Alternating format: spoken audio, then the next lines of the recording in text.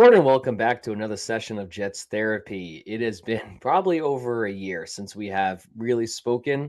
Gordon and I were catching up beforehand. We've had a lot of new life events, more kids, and it's more and more difficult to jump on here and talk Jets. And we really don't want to talk Jets because of what happened last season and what's been happening during the offseason. So we are here to talk state of the Jets, what's been going on with this team, what is our outlook for the upcoming season, and we'll break everything down for you. Here we go. We need it. You need it. Let's go.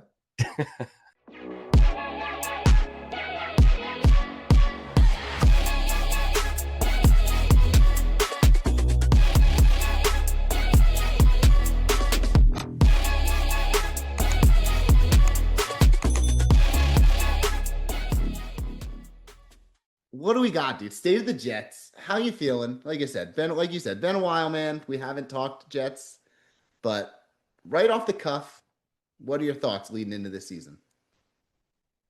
Honestly, not good.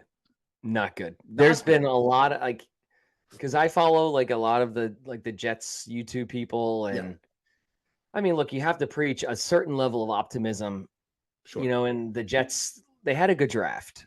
If we want to start there slightly, they like had a good draft, right? On paper, the Jets, I feel Jets like always do good on paper, Dan. Yeah, for the most part, I feel like the drafts have been fantastic over the past 5 years, but we're one of the worst teams in football year after year. So I am excited about the draft. I love David Bailey. Yeah. I Sadiq. love, I love Sadiq. I love Cooper Jr. I mean, these players they look fantastic. I mean, I am now at a point where I'm trying to look at the lump sum. I'm not looking at individual players and saying, Sure. hey, this guy can contribute. This guy can, we know that. Yeah. We've known that. I'm so glad we locked up Garrett Wilson. I do like the fact that we wrapped up Breece Hall. He's going to be on the team for a couple of years. Garrett, we're getting those staples. I love the fact, there are so many positives. The defense, we're kind of solidifying a lot of parts. We're bringing in veterans, Minka Fitzpatrick. Yeah. Yes, the O-line looks great. There are so many things that I could say that I'm excited about and that I love, but I don't see it. I don't see it being successful. I am not a believer in our head coach. I am not a believer in Aaron Glenn. He is 100%. And I would say I'm not like this with everybody. Yeah. Because with Robert Saleh, I was an immediate believer with him. Yeah. I mean, I drank the Kool-Aid and I was like, I love this guy. I'm all in. Aaron Glenn, I am out 100% on this guy. I do not like him. Okay. I don't think I don't think he knows the X's and O's. I think he's a phony. There is so much to him that I do not like. And last year solidified so many of those feelings. I didn't like the hire immediately.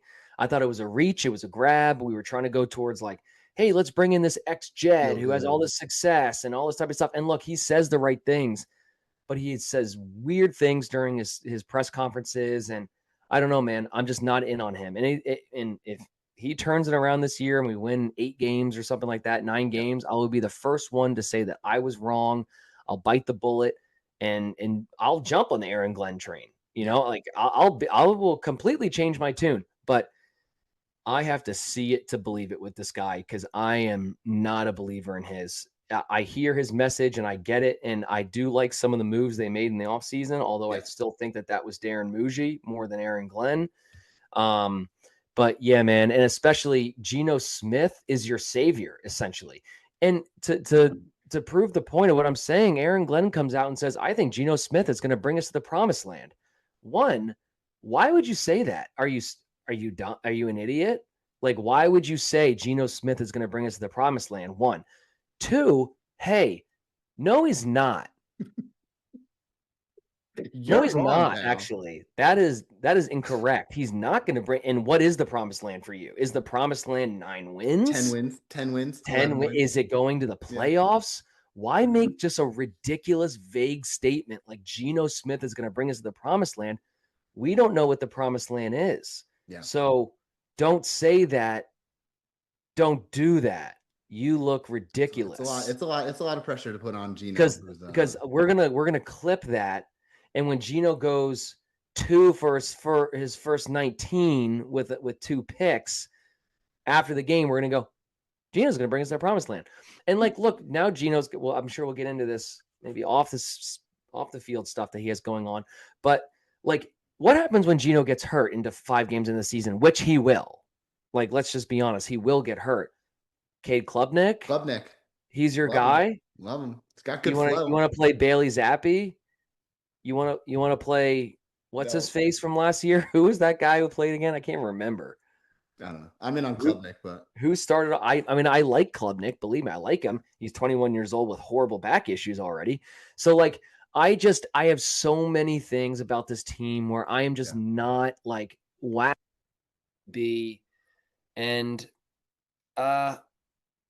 hey, I need to see it to believe it, and that's it. I get it. And you know what? I'm glad you're there. Because year after year, it is. We're so happy. We're so excited. I think you kind of hit the nail on the head. Like I love Muji. Love him. I think he's way better than Joe Douglas ever was. Seeming to make some really good deals, some great signings, some team-friendly deals, things like that. Obviously, Brees. Yep. So very, very happy about that. Locking up our star players. The Sauce Gardner trade seems like who even was Sauce Gardner at this point, right? Yeah. So, yeah. I love all of those moves that he's made. Now, Joe Tittman. I love the Joe Tittman signing. Yeah, that exactly right. So, has that been Aaron Glenn influence? Maybe it has. Maybe it hasn't. But I'm kind of with you. Like, still, like, I don't really know if I like him kind of guy. I thought that linebacker was going to come from. Oh, who was he from? Detroit, long blonde hair. Oh yeah.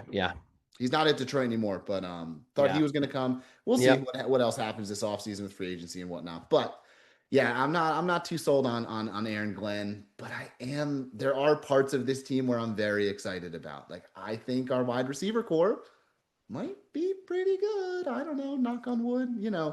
I think it's going to be interesting to see if how Garrett and Geno Smith can line up. But dude, like you said, ask me 2 years ago if I was excited to get Geno Smith. Yeah. After these last 2 years, it was a tough year for him. He's washed. Like it's so maybe we catch some Ryan Fitzpatrick magic in a bottle, but who knows, man? I think that's in the most important position. The biggest question mark is the scariest thing to have going into a year. So yeah, exactly. And you're right. Like look at those skill positions. We still have the Garrett. We still have the Brees Hall. I am extremely excited about our tight end group and how we can utilize them. Yeah. I mean, there's no reason why both those guys, Kenyon Sadiq and Mason Taylor, shouldn't be on the field. Both of them should be a pretty good young tight end core. Yeah, sure. I mean, they both can be on the field, and you can you could probably put A.D. Mitchell and like Omar Cooper Jr. on the outside, and then bring Garrett Wilson into the slot, which I think he's going to do his best work at. So, like, there are exciting parts of this team. Yeah, man. It's Frank so Reich, hard to buy in. I'm pretty excited about Frank Reich. Maybe again, ask me 5 years ago. Yeah, Frank Reich, like let's go. I don't know. And the other thing about Aaron Glenn now coaching the defense, right? Was that the best call? Yes, because you and I haven't even spoken about the Jets since firing the offensive defensive coordinator, and then Aaron Glenn saying, they bring in Bucker or whatever the heck, and like Aaron Glenn's like, well, I'm still going to call the defense, and then Aaron Glenn comes out and goes, well, calling the defense is my superpower. Hey, don't say that. Because when you're 0-6 and you let up 30 points a game, it's not your superpower. You're actually bad. Need some media training for sure. How, like, where? So the last 6 games of the season last year were some of the worst games in the history of football, point differential wise. Yeah. Hey, Aaron Glenn, you know that you are still the head coach of that team too. Yep. So what is this magical turnaround where you're going to start calling plays and now we're going to win by 20 every game? I just don't buy it. He says ridiculous things. Yeah. Your superpower is calling plays, but you let this guy who stinks at it do it all year. Yeah. So it's just I can't buy into what he's saying. I just can't do it. Woody Johnson is still an idiot, obviously. it's essentially Darren Muji. Like, I love him. I think he makes smart moves. I like what he does.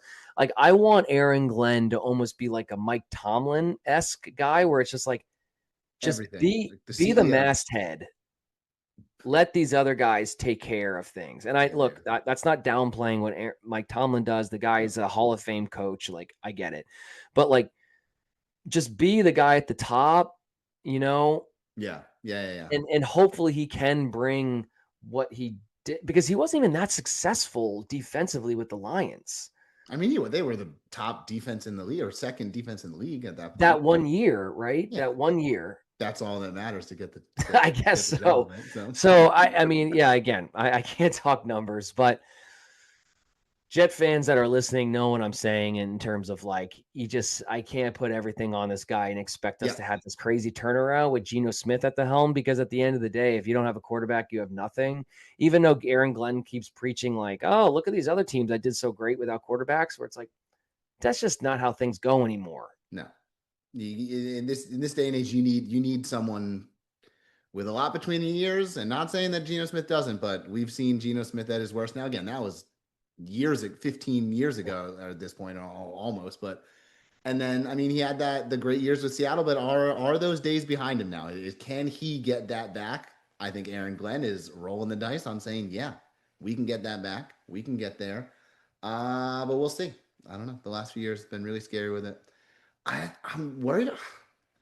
I don't know if I'm worried or not, but like, our defense, I think, is for the first time in a year. Maybe that's going to kind of be a nice thing of like flying under the radar. Like, we got rid of Jermaine, we got rid of JJ, we got rid of Sauce. So like, some of our larger names on the defensive side of the ball have flown the coop, and now I'm excited to see. I love the pickup of Fitzpatrick. I think that's a great, like, older vet who's going to come in, help kind of solidify that back line a little bit. So yeah, I think that's where my second question mark is the defense and like how we perform. But maybe that's where Aaron Glenn does his best work with a lower name, like not lower name, but like flying under the radar. Like, everybody will write him off. So we'll see. But and you gotta love Demario Davis coming back. I do love that. I know he's 36. I think he's 36. He's literally our age, which is hilarious. Like, well, he's a little old. Like, well, yeah, you have the same birthday, but you know, we needed so much veteran presence and leadership. Like, the Sauce Gardners of the world pretending that they're like leaders and captains. You're just not. No. And I hate to say it this way. This is going to sound so, like, I don't even know. Maybe just conceited or like whatever word you want to use. But Sauce Gardner, like, pretending to be a captain and pretending to be a leader, but then going and bitching on social media and then deleting it and then getting it back, but then going on and playing video games at night and like bitching to people in video games and then coming to it's like, that's not a leader, dude. You're just not. No. And I get it. Like, you're allowed to play video games. You're allowed to respond back to people on social media or whatever it might be, but you're not a leader. Yeah. You like, can do a leader doesn't. You can murder. You're allowed to murder. I mean, you're not allowed to. You're not supposed to, but you can't. Yeah, look at Geno Smith, our starting quarterback. Right, he's got a lot of issues: domestic violence, child stuff. He's getting pulled over. Like, so, but like, look, again, I get it. Yeah. We had like fake. Like, Garrett Wilson was our only guy who was like actually a leader. Yeah, like actually, like, walk the walk, talk the talk. But you know. You that needs to be supported. He was like 23 years old trying to be a leader, 22.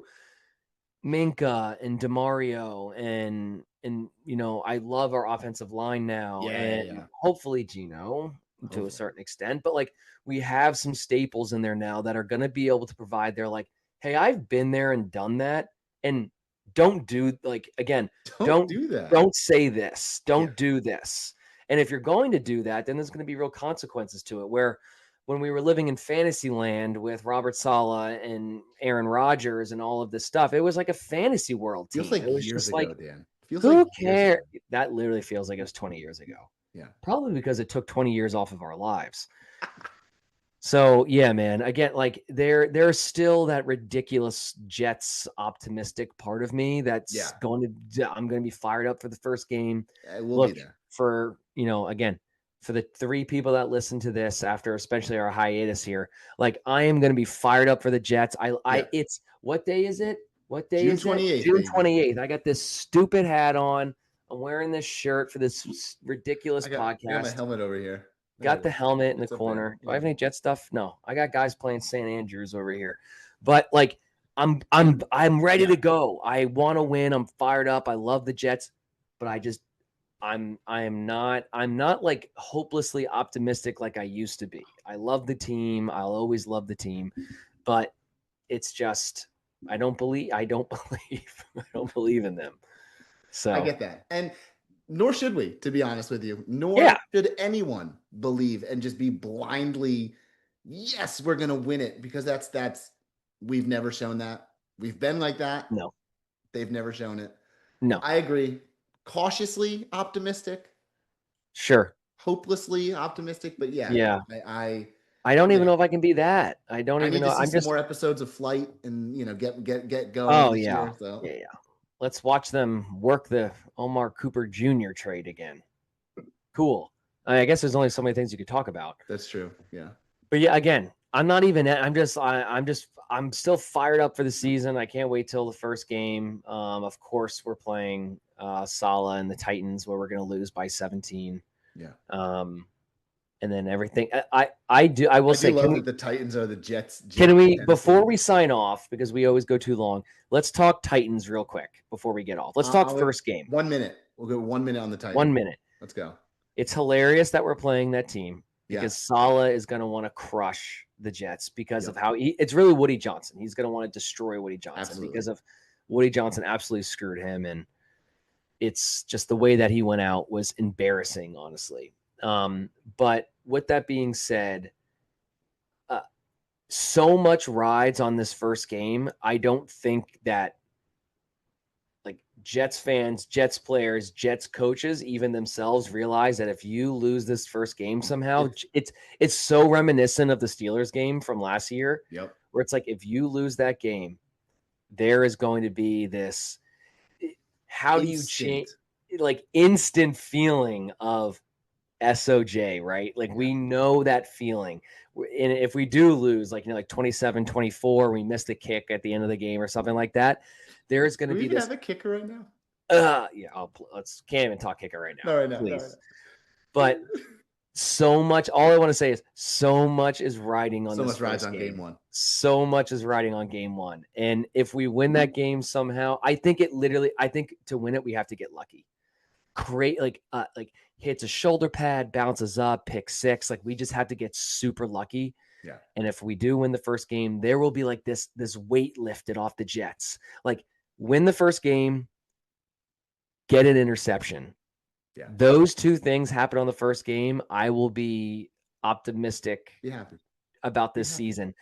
But I still think that the Titans are going to win. We'll get there. You know what it sounds like, Dan? It sounds like you need some Jets therapy. It's good to be back. It's great to be back. It's good being here. If you're still here, thank you, everybody. This is Jets therapy. Signing off. Good night.